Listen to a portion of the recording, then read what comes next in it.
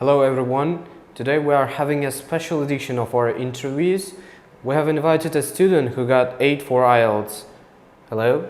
Hi, my name is Samira. I'm just 15 years old and I have passed IELTS exam 2 weeks before. Can you tell me what scores did you get for IELTS? Okay, like listening was 8.5, reading 8, writing 6.5 and speaking 9. Great. So can you shortly tell how much time did it take to prepare for this exam and take this kind of results? Okay, I have started learning this language when I was just 7 or 8 years old. So pretty much 8 years it took me to get ready for this exam.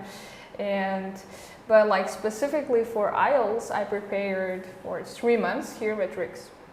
So did you study before, or there was only IELTS courses? Yeah, I also studied advanced level here, and I started doing it in a year before, in May, I think. So can you tell the importance of advanced level courses?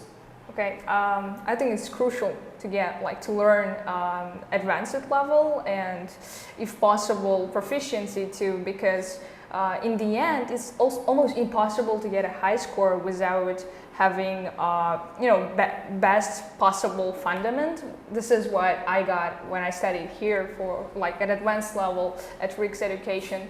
Without it, I'm not sure that I would be able to get this high score. Great. So how about the IELTS courses where you started improving your other skills, like there might be speaking or the reading skills. So what was the maybe exercise that you did in order to improve this? So what helped you the most? You mean like every single skill? Yeah, okay. All of them.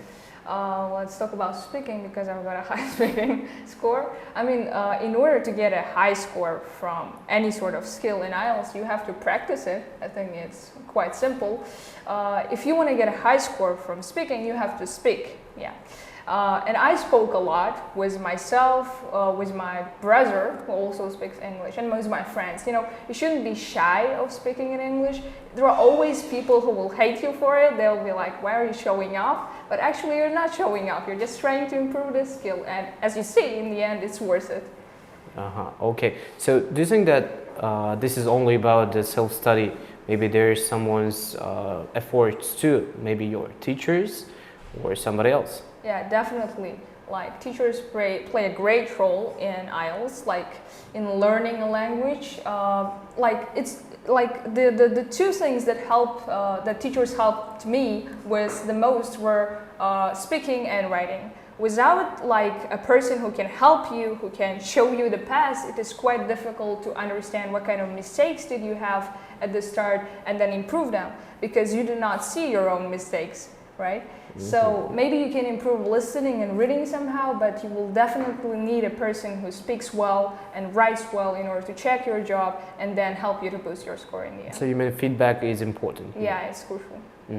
So let's move to the theme of the exam itself. So it is really important to feel good at the exam, maybe not being stressed or something, being nervous. And how did you feel at the exam? Well, after I have passed this exam, I can tell you that it is not worth being nervous before the exam or on the exam date, because no one cares about you, pretty much. But yeah, but I thought that it's like someone will be checking me every single second. They'll be trying to see what am I writing, and that's why I felt really nervous on the main test day. Maybe that's why I screwed up my reading and listening, and then writing in the end.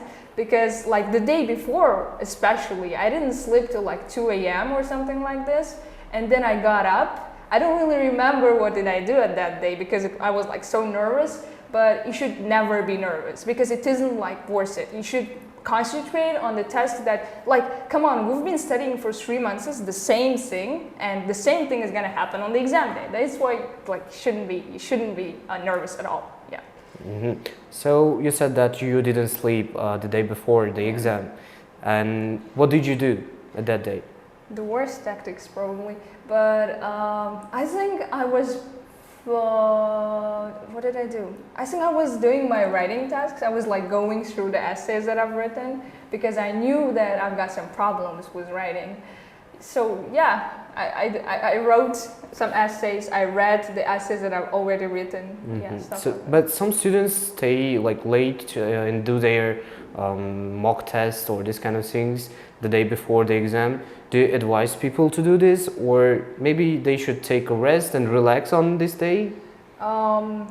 Well, they should definitely not do it till 2 a.m. But maybe like the day before, they can have a mock exam in order to sort of not feel stressed on the test date, because they will have already be prepared before the test date, like for the exam conditions. Maybe that's why it's important to have a mock exam. But you should not do it in the time when you should be sleeping. Definitely you should sleep, and then before that time maybe you could have your mock exams.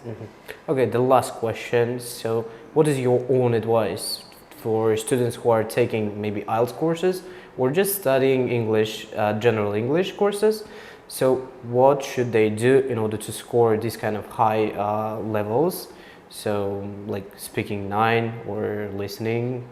Okay, like they should never stop working hard, because in the end you re-up the way more than you have sown. Like at the very start, it is worth trying hard for 3 months in order to get a high score.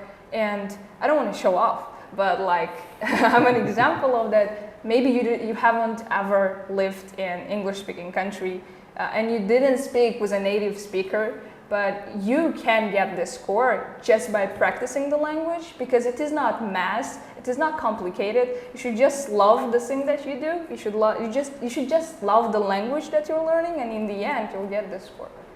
Okay, Samira, thanks a lot for giving us answers for these questions, and I think it was interesting for our students to listen to you and your advices. I hope so too. Thank you. Thank you so much. Goodbye.